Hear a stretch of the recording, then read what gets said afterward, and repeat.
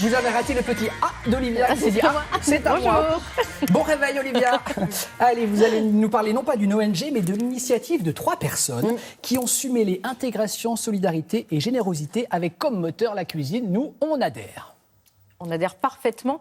À l'origine de ce projet, il y a Fatima, une Française, et Cheyenne et Ali, 2 Afghans. Depuis la grande vague migratoire de 2015, Fatima s'était rendue à Dunkerque. Elle avait rencontré des familles irakiennes. Puis, dans le quartier de la gare de l'Est, elle a rencontré des Afghans et elle s'est intéressée à cette culture qu'elle a découverte. Et puis, au fil des rencontres, il y a un trio qui s'est formé avec Ali, qui a eu, lui, un long et difficile parcours d'exil. Et puis, Cheyenne, qui est partie d'Afghanistan à 17 ans en 2015. Et puis, de ces parcours douloureux, de la difficulté de revoir reconstruire une vie quasiment à zéro, finalement, ils ont fait une force en montant ce projet de restaurant. La cuisine, c'est du partage, c'est des rencontres. Dans ce lieu, il y a la communauté afghane qui vient pour retrouver un peu de ses origines. Il y a les Français qui, dans les années 60, allaient en vacances là-bas, parce que l'Afghanistan, avant 79, c'était un pays où on allait en vacances. Voilà, c'est des rencontres. Mais nous, on peut aller manger si on veut. Évidemment. Si on n'est ni afghan, ni mais évidemment, ni en si on a vacances envie de découvrir cette cuisine, moi j'ai découvert cette cuisine, c'est délicieux. Ah. Voilà. Si vous voulez, je vous y emmène. C'est au cœur de Paris. Très bien. On va les rencontrer. Passez devant, on vous suit.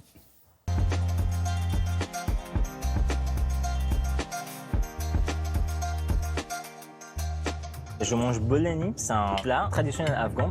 C'est un sandwich. On mange toujours dans les rues de Kaboul, en allant à l'université aussi au travail. On prend ça et puis après, allez hop, au travail. Moi, j'adore ça. Et je viens ici 1 fois par semaine pour ça. L'histoire de ce restaurant, c'est d'abord l'histoire d'une rencontre entre moi, Ali et Cheyenne. On a passé pas mal de temps ensemble.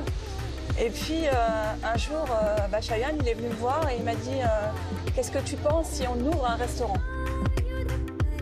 J'ai pensé que c'était une bonne idée, mais en même temps, je me suis dit que ce serait bien de pouvoir reverser une partie des recettes aux personnes qui sont à la rue, aux SDF, aux réfugiés. On ne fait pas de différence, aux personnes qui ont faim. Donc je leur en ai parlé et puis Ali et Cheyenne, ils ont tout de suite accepté parce qu'eux, ils ont connu des situations difficiles, donc ça n'a pas été difficile de les convaincre, au contraire. L'important, c'est d'aider les gens autant qu'on peut. Évidemment, on ne peut pas leur offrir un travail, une maison, mais à la fin de la journée, on se dit qu'on a fait quelque chose de bien. On leur a apporté un peu de nourriture. Vous savez, ce n'est pas beaucoup, mais on fait ce qu'on peut et du mieux qu'on peut. C'est un lieu d'accueil pour les personnes qui ont quitté l'Afghanistan.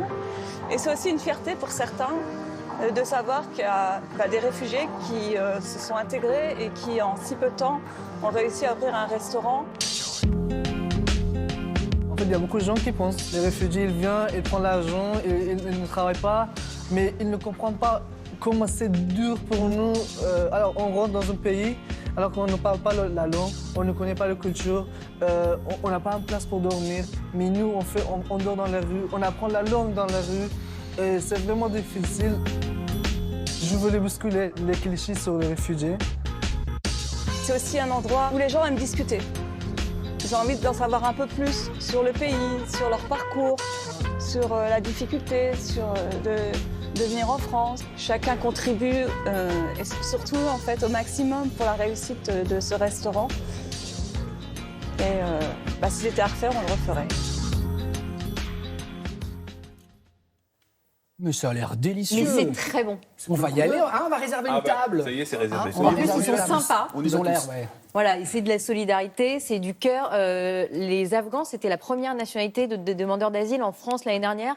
Et l'année 2018 a été la plus meurtrière en Afghanistan. Donc il y a toujours des grosses vagues migratoires. Il y a eu une élection présidentielle fin septembre, mais il n'y a toujours pas les résultats. Voilà, la situation est toujours très compliquée sur place. Et là, on a 2 personnes qui montrent le chemin à ceux qui sont arrivés, qui sont en France. Le nombre de migrants à la rue a atteint des records. France Terre d'Asile a tiré la sonnette d'alarme cette semaine. Il serait 2500 aux abords de la capitale.